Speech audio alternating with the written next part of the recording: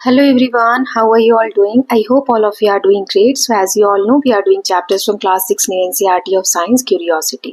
So हमने chapter number 12 start किया था, इसका पार्ट 1 ऑलरेडी हम देख चुके हैं. इस पार्ट में हम चैप्टर को कंप्लीट कर लेंगे. पार्ट 2 है इस चैप्टर का. सो आई होप अभी तक सभी वीडियोस आपने देखी हैं. अगर नहीं देखी हैं so please go through the links given in the description box.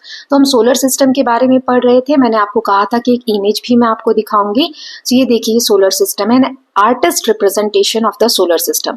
इसमें क्या होता है, सन के अराउंड जो प्लैनेट्स घूमते हैं या जो भी सेलेस्टियल बॉडीज घूमती है उस सबको हम कहते हैं सोलर सिस्टम.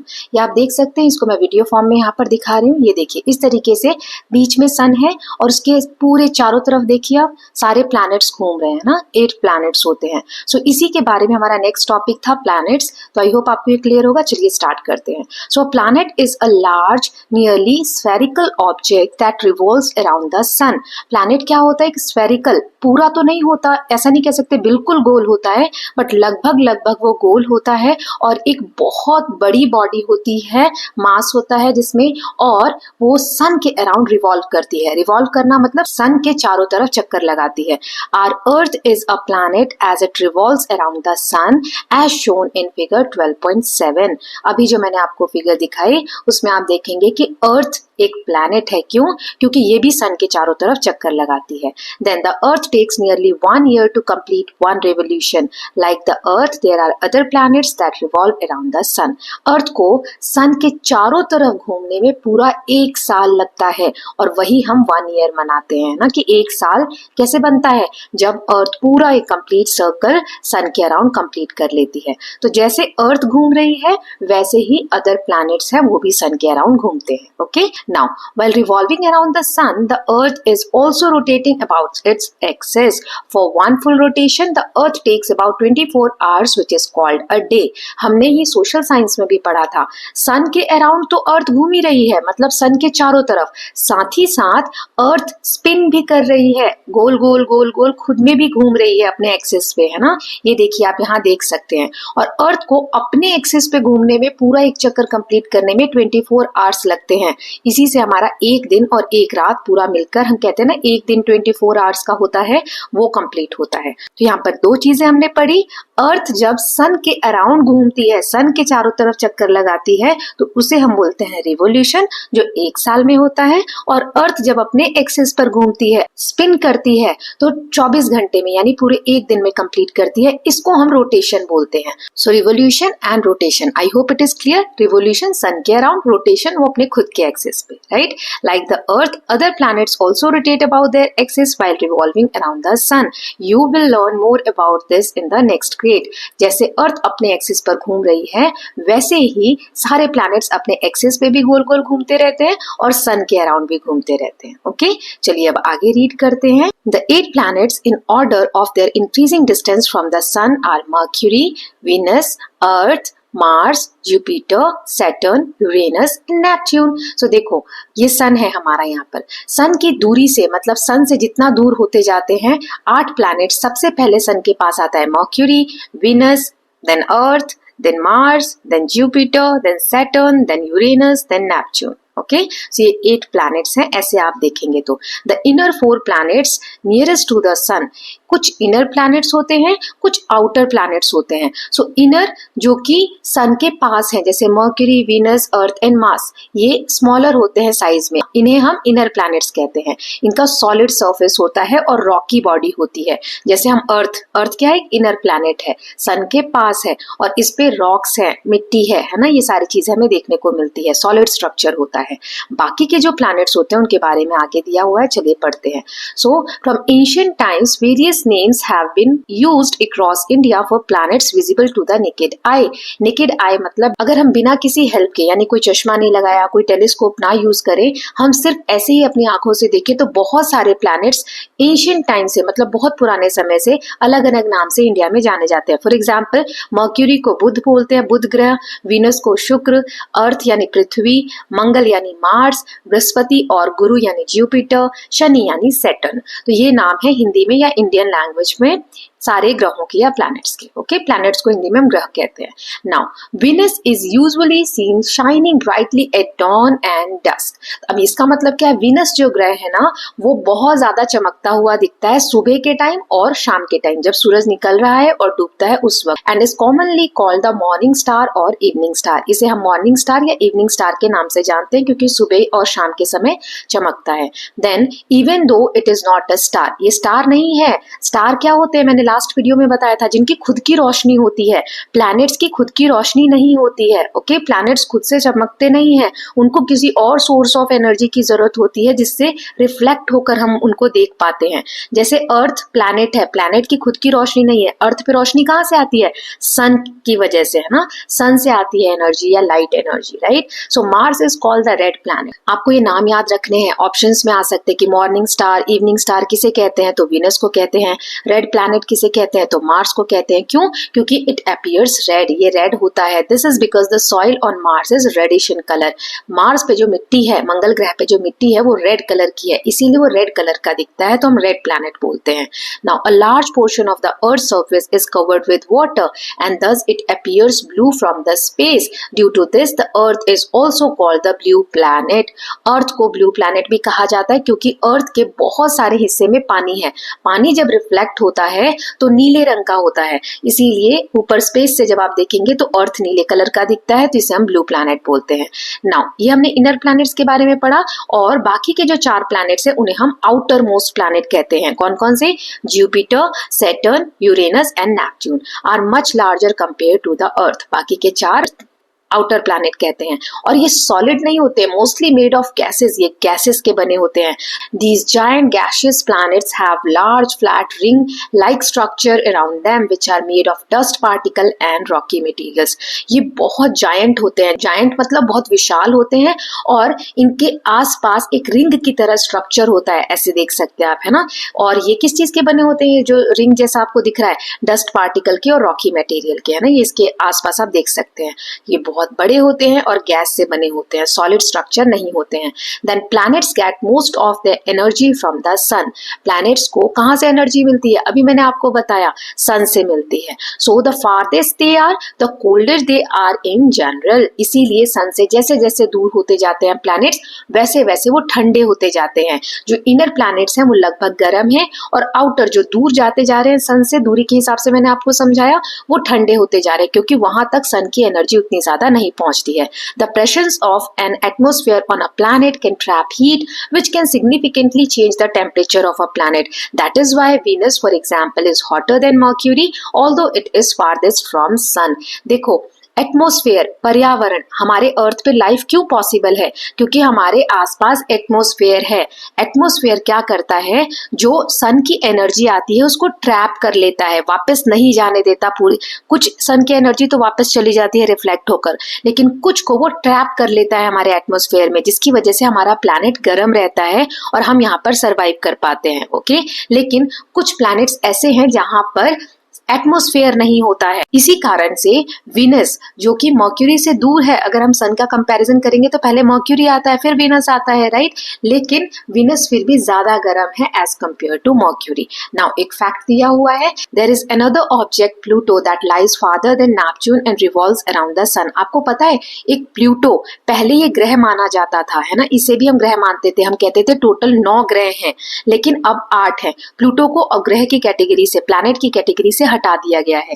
ये सबसे लास्ट में आता था, नेपच्यून से भी दूर आता था, और ये भी सन के अराउंड रिवॉल्व करता था।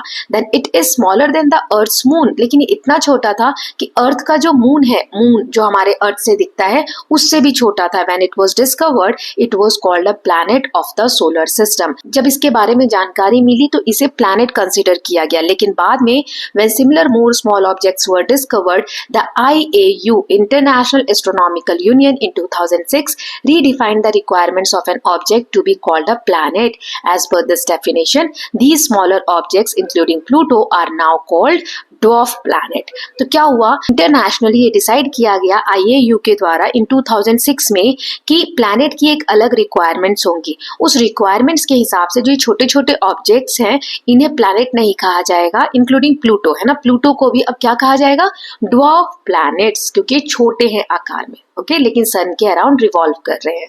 तो आई होप ये आपको क्लियर होगा. पहले 9 प्लैनेट्स थे, 9 ग्रह थे, अब 8 ग्रह हैं. Okay now among the planets it is easiest to identify Venus, which is very bright. After the sun and the moon, the Venus is the brightest object in the sky. Mercury, Mars, Jupiter and Saturn can also be seen with the naked eye.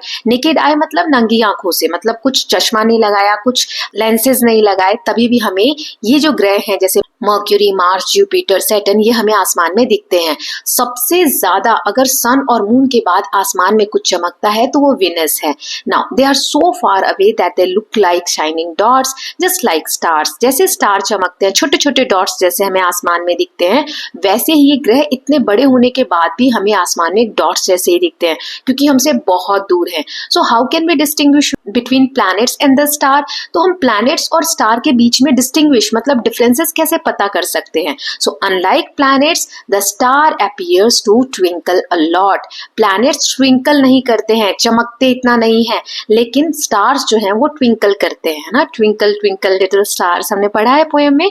तो stars जो है twinkling appearance देते हैं क्योंकि उनकी खुद की light है ना, तो वो ट्विंकल होते हैं. लेकिन प्लैनेट्स की खुद की लाइट तो है नहीं, वो कहीं और से सोर्स ले रहे हैं. हमने सन के बारे में पढ़ा था, इसीलिए प्लैनेट्स उतना ज्यादा नहीं चमकते हैं. Okay now can we identify a planet also the way we identified the constellation? हमने कॉन्स्टिलेशंस के बारे में पढ़ा कि एक पैटर्न बनता है और हम उसको आइडेंटिफाई करते हैं. तो क्या हम प्लैनेट्स को भी ऐसे आइडेंटिफाई कर सकते हैं? चलिए आगे देखते हैं.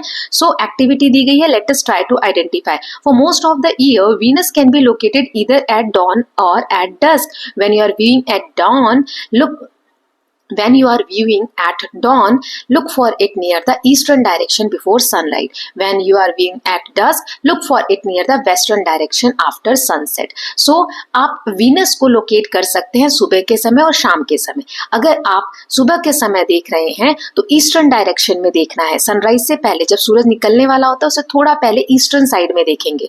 और अगर आप शाम को देख रहे हैं तो आप वेस्टर्न साइड में देखेंगे सूरज ढलने के बाद. Okay now how can we see the planets which are not visible to the naked eye? अब कुछ प्लैनेट्स को तो हमने नेकेड आई से देख लिया, बिना किसी एड के, बिना किसी लेंसेज के, लेकिन जिन प्लैनेट्स को हम नेकेड आई से नहीं देख सकते उनको कैसे देखेंगे? So while many of the objects in the sky can be seen without our naked eyes directly, we can see them brighter and larger using a pair of binoculars और an instrument called a telescope. इस तरीके का एक object होता है, telescope होता है, इसमें हार्ड लेंसेज होते हैं. इससे हम बहुत दूर की चीज भी आसानी से बड़े लेवल पे देख सकते हैं. और telescope also helps us view many dim objects not visible by our naked eye. जो हमारी नंगी आंखों से हम अच्छे से नहीं देख पा रहे हैं उस चीज को भी हम बहुत अच्छे से देख सकते हैं टेलीस्कोप की हेल्प से. इसमें बहुत पावरफुल लेंसेज होती हैं. You may get an opportunity to view the sky through a telescope whenever a night sky watching event is organised in your region. हमने पिछले पार्ट में देखा था कि नाइट स्काई वॉचिंग, अंधेरा होता है, वहां पर जाके आसमान को देखने की व्यवस्था की जाती है. कहीं कहीं पर एक इवेंट जैसा ऑर्गेनाइज होता है, तो ऐसा कहीं पर होगा तो आप भी देख सकते हैं टेलीस्कोप की हेल्प से. ओके नाउ फैक्ट दिया हुआ है, many higher education institution conduct night sky watching activities for school students. ये जो एक्टिविटीज होती हैं बहुत जगह ऑर्गेनाइज की जाती हैं. There are many amateur astronomy clubs all over the country which organize sky watching events periodically. Museums and planetariums also organize similar events. इस तरीके के आपको म्यूजियम्स दिख जाएंगे, प्लानिटेरियम्स दिख जाएंगे जहां पर टेलीस्कोप की मदद से आप स्काई वॉच कर सकते हैं. Now we know that planets move around the sun. Are there any objects that move around planets? तो हमने देखा कि सारे प्लैनेट्स सन के अराउंड रिवॉल्व कर रहे हैं. तो क्या कोई ऐसी चीज भी है जो प्लैनेट्स के अराउंड रिवॉल्व कर रही है? यस, चलिए उसी के बारे में अब हम पढ़ेंगे. Natural satellite. अब ये क्या होता है? सैटेलाइट कोई सी भी चीज जो एक किसी प्लैनेट के अराउंड घूम रही है उसे हम सैटेलाइट कहते हैं. नेचुरल वर्ड इसलिए यूज हुआ है क्योंकि ये प्रकृति की खुद से बनाई हुई चीजें हैं, किसी ह्यूमन एफर्ट से नहीं बना है. Okay then objects that move around planet are commonly called satellite. अभी मैंने बताया। ऐसी कोई भी चीज जो प्लैनेट के अराउंड घूम रही है उसे हम सैटेलाइट कहते हैं।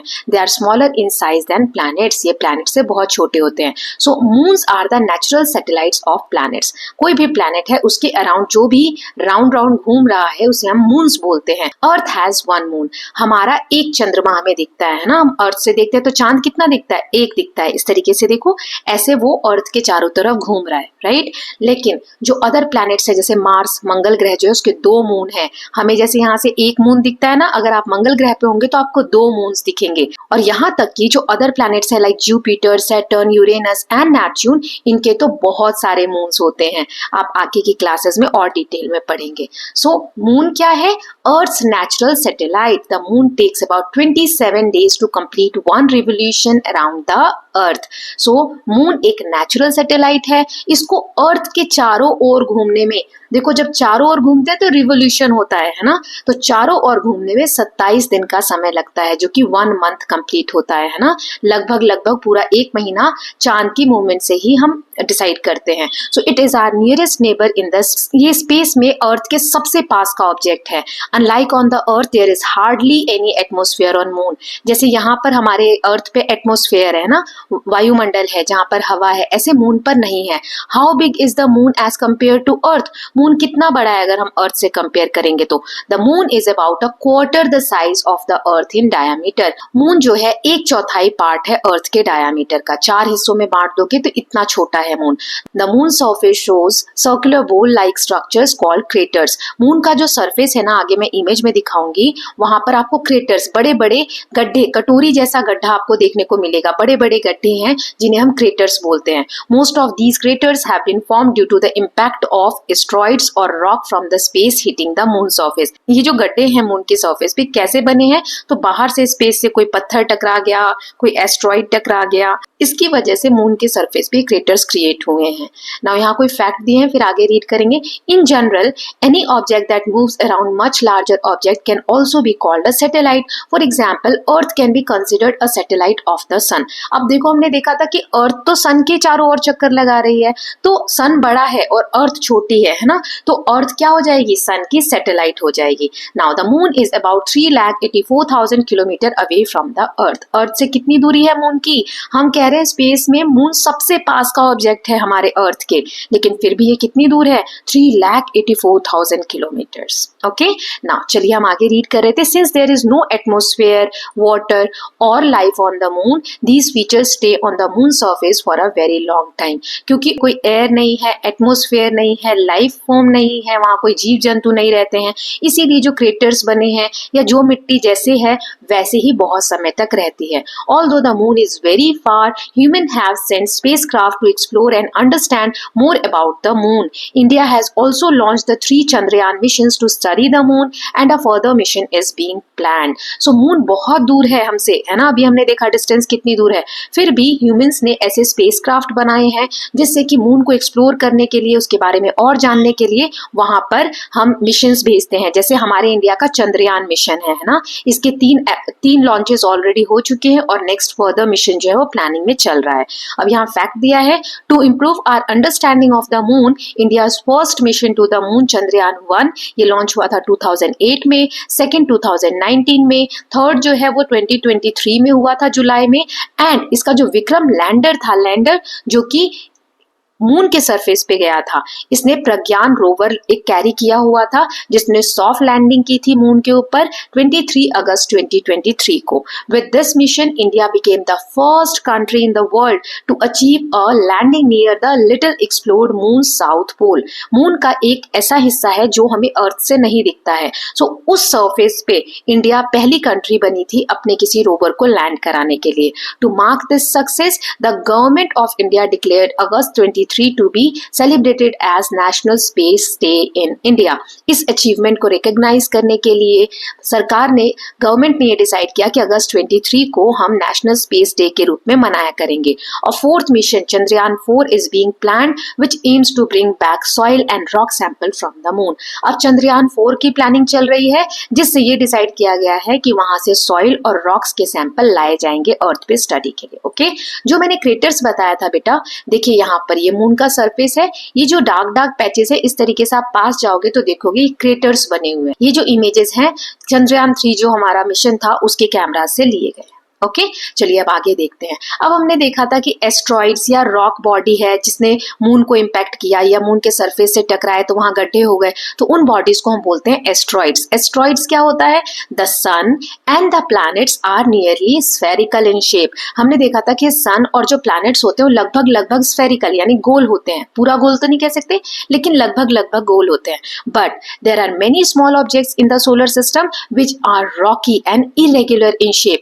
लेकिन कुछ ऐसी बॉडीज हैं सोलर सिस्टम में जो गोल नहीं है शेप में, है ना। These are called asteroids. Many of these asteroids revolve around the sun in path that lies between those of Mars and Jupiter. Mars और जुपिटर के बीच का जो स्पेस है उस बीच में एक बेल्ट जैसा बनता है, वहां पर ये एस्ट्रॉइड्स जो है रिवॉल्व करते रहते हैं सन के अराउंड। ये भी सन के अराउंड चक्कर लगाते हैं लेकिन ये गोल शेप में नहीं होते हैं। This region is called asteroid belt. ये एक बेल्ट जैसा क्रिएट करते हैं उस रीजन में, मार्स और जुपिटर के बीच में, तो उस रीजन को हम एस्ट्रॉइड बेल्ट बोलते हैं। Occasionally asteroid pass very close to the Earth. कभी कभी अर्थ के बहुत पास से एस्ट्रॉइड होकर गुजरते हैं। Okay I hope it is clear students. Now यहाँ फैक्ट दिया है, the sizes of asteroids are from 10 metre to about 500 kilometre. इनका साइज 10 मीटर से लेके 500 किलोमीटर तक, इतने बड़े बड़े भी ये होते हैं।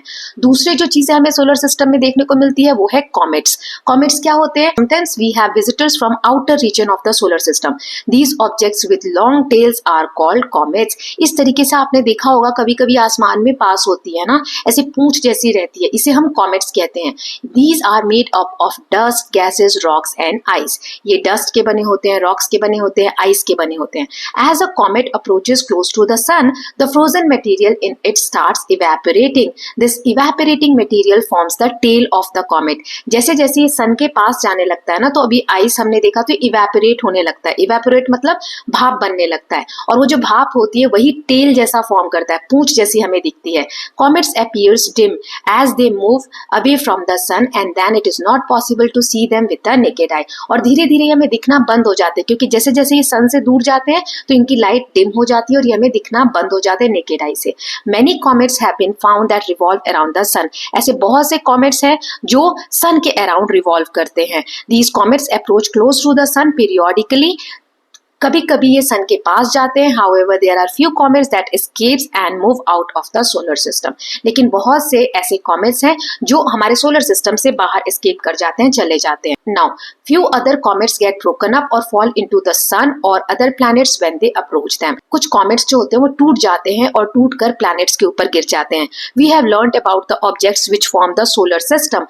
Which are these objects? तो हमने देखा किन किन ऑब्जेक्ट्स को मिलाकर सोलर सिस्टम बनता है। तो उसमें कौन कौन से ऑब्जेक्ट्स थे? तो सन, 8 प्लैनेट्स, उनके moon, many smaller objects like asteroids, comets together form the solar system. तो ये आपका क्वेश्चन होगा कि सोलर सिस्टम क्या होता है। तो सोलर सिस्टम में सन आता है, सन के साथ 8 प्लैनेट्स आते हैं, उन प्लैनेट्स के मून्स आते हैं, एस्ट्रॉइड्स और कॉमेट्स आते हैं। तो ये सभी चीजें मिलकर सोलर सिस्टम बनाते हैं। Okay so the sun our star is the largest and heaviest object in the solar system. Sun एक स्टार है और सबसे भारी ऑब्जेक्ट है हमारे सोलर सिस्टम में। The sun produces almost all the energy in the solar system. Sun से ही हमारे सोलर सिस्टम में सारी एनर्जी आती है। All other objects in our solar system shine due to the sunlight they reflect from their surface. तो जो बाकी की चीजें हैं लाइक प्लैनेट्स, मून, ये सारी चीजें चमकती ही इसलिए हैं, हमें दिखती ही इसलिए हैं क्योंकि जब सनलाइट उस पर पड़ती है, सन की रोशनी उस पर पड़ती है तो वो रिफ्लेक्ट होती है, तब हमें दिखती है, क्योंकि उनकी खुद की कोई रोशनी नहीं है। Okay so I hope it is clear. Now next यहाँ पे फैक्ट दिया हुआ है, one famous comet is the Halley comet which appears every 76 years. Its last appearance was in 1986। एक कॉमेट है जिसका नाम है हेली कॉमेट। अभी हमने कॉमेट के बारे में पढ़ा, ये हर 76 साल में हमें देखने को मिलता है। लास्ट टाइम ये 1986 में मिला था। अब मुझे कमेंट सेक्शन में बताइए कि नेक्स्ट अब ये कब दिखने को मिलेगा। Now in Sanskrit and few other Indian languages a comet is called धूमकेतु। हमारी हिंदी की जो भाषा है ना, इंडियन लैंग्वेज में से धूमकेतु कहा जाता है। Various tribes in India also call it पुच्छया तारो। कुछ ट्राइब्स हैं वो इसे पुच्छिया तारो भी कहती हैं, स्टार विद अ टेल, और जेंदिया तारो, स्टार लाइक अ फ्लैग, झंडे की तरह दिखने वाला एक स्टार। तो ये कुछ रीजनल नेम्स हैं। In many cultures comets have been feared as it was earlier believe that comet bring bad luck. पहले कॉमेट को अशुभ माना जाता था कि ये बैड लक लाते हैं, लेकिन thank to the scientist we now know that these are just icy rocky visitors making a trip close to the sun. लेकिन साइंस की वजह से अब हम जानते हैं कि ये कुछ बैड लक नहीं है, ये सिर्फ आइसी रॉकी विजिटर हैं जो आइस के फॉर्म में होते हैं और सन के अराउंड एक ट्रिप लगाते हैं। Now what is beyond the solar system? Solar system हमने जान लिया, इस सोलर सिस्टम में हम रहते हैं, हमारा अर्थ आता है, सारे प्लैनेट्स आते हैं, लेकिन क्या सोलर सिस्टम के बाहर भी कोई चीज है? तो yes, the Milky Way galaxy. In the moonless night sky viewed from dark location away from city lights, one can see an extend faint band of light from near north to south across the sky. This is our home galaxy called Milky Way galaxy और Akash Ganga. A galaxy has millions to billions of stars. Our solar system is a part of Milky Way galaxy. एक Galaxy जो हमारा अभी हमने solar system पढ़ा, इस तरीके से आप देखो आसमान में ना बहुत चमकता हुआ एक लाइन कभी कभी दिखेगा आपको, है ना। हर जगह ये नहीं दिखता है, जब बिल्कुल क्लियर स्काई होगा तब आपको एक फेंट सी लाइन, एक हल्की सी ऐसी चमकती हुई लाइन दिखती है, ये गैलेक्सी होती है। देखिए इस तरीके से होती है ना, और इसी गैलेक्सी का पार्ट है हमारा सोलर सिस्टम। इस गैलेक्सी में असंख्य तारे, बहुत सारे तारे होते हैं, आप इमेजिन भी नहीं कर सकते, और इसी में एक सोलर सिस्टम आता है। तो हमारी गैलेक्सी कौन सी है? मिल्की वे गैलेक्सी, क्योंकि हमारा सोलर सिस्टम इसका पार्ट है। ओके, नाउ अब क्या आता है? यूनिवर्स। अब क्वेश्चन है what is beyond the Milky Way galaxy? Milky Way galaxy से ऊपर क्या है? So there are many galaxies in outer space beyond the Milky Way galaxy. Scientist study them to understand stars, galaxies and the universe. हमारा solar system Milky Way galaxy का part है। Milky Way galaxy के जैसी बहुत सारी galaxies हैं। क्या life है और कहीं यूनिवर्स में? जैसे अर्थ पे लाइफ है, ऐसी लाइफ कहीं और पॉसिबल है? So we do not know yet if life exist elsewhere in the universe. The search for life has been directed mostly towards exoplanets, the planets discovered revolving around other stars in our galaxy. Till now, scientists have not found any evidence of life, but this search is on and continuing. अभी तक तो scientist ऐसा कुछ discover नहीं कर पाए हैं कि यूनिवर्स में, ब्रह्मांड में कहीं और हमारे जैसे जीव रहते हैं क्या, लाइफ पॉसिबल है क्या, बट ये सर्च अभी चल ही रही है, क्योंकि ब्रह्मांड विशाल है, बहुत बड़ा है। हमारी एक गैलेक्सी है, ऐसी पता नहीं कितनी गैलेक्सीज हैं, पता नहीं कितने हमारा जैसा सोलर सिस्टम है, ऐसे सोलर सिस्टम है, तो ऐसी इतनी अनगिनत चीजें हैं कि ये सर्च चलती जा रही है। आपने बहुत सी मूवीज देखी होंगी जहां पर एलियंस आते हैं ना, जैसे जादू वाली कौन सी मूवी थी, आप लोग मुझे कमेंट सेक्शन में बताएंगे। उसमें आता है ना, जादू ऊपर से आता है, राइट, ऋतिक रोशन का फ्रेंड बन जाता है। सो ये क्या है, हमने इमेजिन किया कि कोई एलियन आ रहा है ना। ऐसे ही पीके मूवी आई थी, उसमें भी हमने देखा था। तो हो सकता है लाइफ पॉसिबल हो, लेकिन अभी तक हमारी जानकारी में ऐसा कुछ नहीं आया है, लेकिन साइंटिस्ट इसको एक्सप्लोर कर रहे हैं। सो ये देखिए, आप ऐसे देख सकते हैं, अर्थ सन के अराउंड घूमने वाले प्लैनेट्स में से एक है, और ये जो सोलर सिस्टम है मिल्की वे गैलेक्सी का पार्ट है, और ऐसी बहुत सी गैलेक्सीज हैं आप देख सकते हैं जो यूनिवर्स में घूम रही हैं, और पता नहीं जीव और कहीं पॉसिबल है या नहीं। सो इसके साथ स्टूडेंट्स हमने चैप्टर 12 जो है पूरा रीड कर लिया है। एक लास्ट पार्ट और हम बना लेंगे, उसमें हम इसके कीवर्ड्स, बुक की exercise, extra notes, extra question, सारा चीज कवर कर लेंगे। So by tomorrow I will post that video. So I hope you are liking these videos. If you are doing so, please like and share it, and don't forget to subscribe Kalyan TV channel for more such videos. Thank you so much.